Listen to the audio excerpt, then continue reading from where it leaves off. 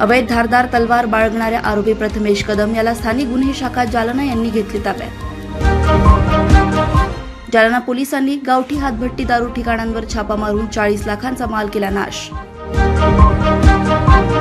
अवैध गुटखा तस्करींवर मोशी पोलिसांची व अमरावती गुन्हे शाखेची धडक कारवाई।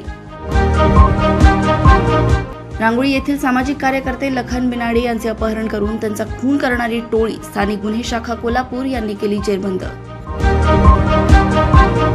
पेण तालुक्यातील अवैधरित्या सावकारी व जनतेची पिळवणूक करून लुटणाऱ्या सावकारांवर रायगड पोलिसांची धडक कारवाई। पालघर पोलिसांनी किराणा दुकान फोडणारा आरोपी राहुल तोमर यास बोरिवली येथून घेतले ताब्यात।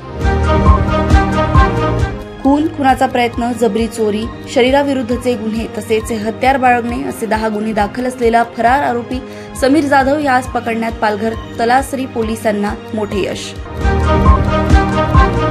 मॉर्निंग वॉक करताना महिलांच्या गळ्यातील दागिने स्नॅचिंग करणारा आरोपी उत्तम बारड अखेर स्थानिक गुन्हे शाखा सांगली यांच्यात जाळ्या।